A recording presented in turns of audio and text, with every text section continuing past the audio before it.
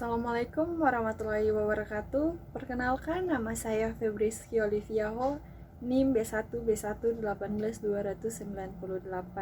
Pada video kali ini, saya akan memaparkan sebuah materi yang berjudul Mazhab Teori Manajemen Perubahan dari bab 6. Materi yang pertama, Mazhab Teori Manajemen Perubahan. 1. Pendukung mazhab ini dibagi menjadi dua kelompok, yaitu para psikolog, behavioris dan gestalt field. Bagi behavioris, semua perilaku dipelajari individu hanyalah penerima pasif data, eksternal dan objektif.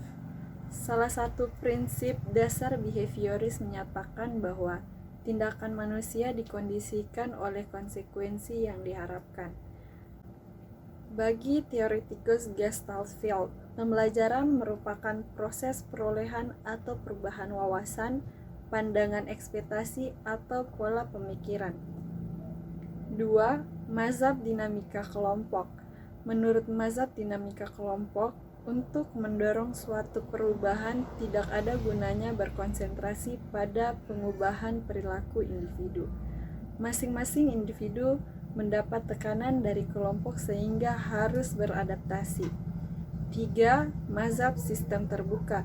Menurut mazhab sistem terbuka, organisasi terdiri atas berbagai subsistem yang saling berkaitan.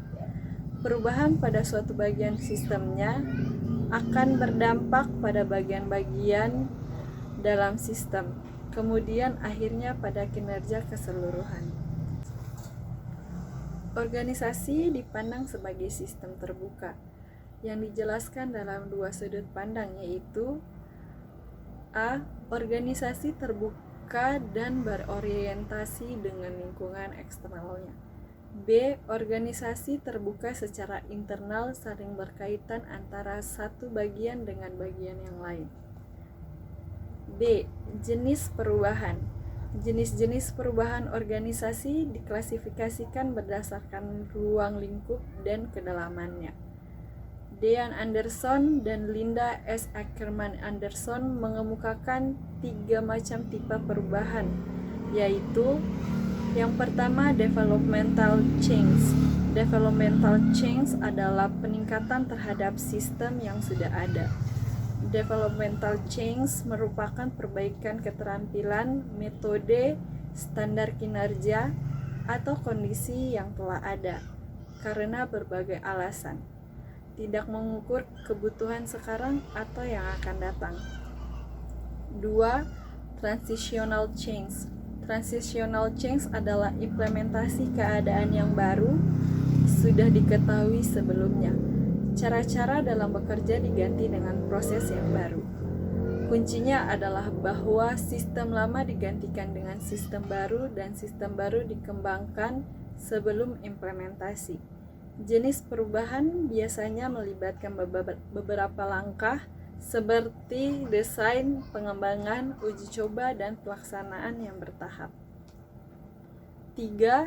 Transformational change adalah munculnya suatu keadaan baru. Ini merupakan perubahan radikal, yaitu organisasi membuang atau menghilangkan keadaan yang sudah ada untuk diganti menjadi keadaan yang baru. Tetapi keadaan yang baru ini sama sekali belum diketahui. Keadaan yang baru akan diketahui seiring dengan berjalannya waktu ketika organisasi mengonsep ulang misi, budaya, faktor penentu keberhasilan. C. Tipe dan bentuk perubahan organisasi. Perubahan organisasi yang direncanakan normalnya ditujukan untuk meningkatkan keefektifan terhadap satu atau lebih dari 4 tingkatan yang ada dalam organisasi, yaitu 1. Sumber daya manusia. Beberapa jenis upaya perubahan yang dilakukan ditujukan langsung untuk sumber daya manusia, termasuk investasi baru dalam bentuk pelatihan dan pengembangan aktivitas. 2. Sumber daya fungsional. Dengan adanya perubahan lingkungan, organisasi sering mentransfer sumber dayanya ke berbagai fungsi sehingga yang dapat menciptakan nilai tambah bagi organisasi. 3. Kemampuan teknologi. Kemampuan teknologi memberikan organisasi kapasitas yang luar biasa untuk mengubah dirinya dalam rangka mengeksplorasi kesempatan pasar. 4. Kemampuan organisasi.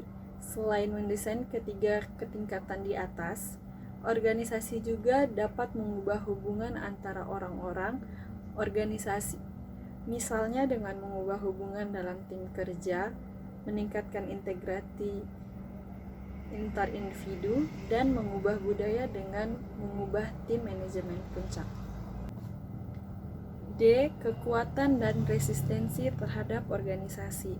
Berbagai kekuatan yang ada di lingkungan sekitar organisasi antara lain kekuatan kompetitif, kekuatan ekonomi, politik dan global, kekuatan demografi dan sosial, serta kekuatan etika. Judson menggolongkan bentuk-bentuk resistensi terhadap perubahan dalam 4 kelompok yang semuanya berbeda dalam sebuah kontinum sebagai berikut. 1. Resistensi aktif, misalnya sabotase memperlambat kerja.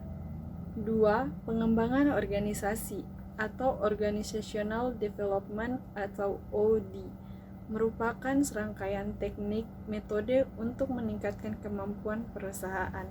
3. Perubahan organisasi yang bersifat evolusioner dan revolusioner. Demikianlah materi yang telah saya paparkan. Semoga materi ini dapat bermanfaat bagi kita semua.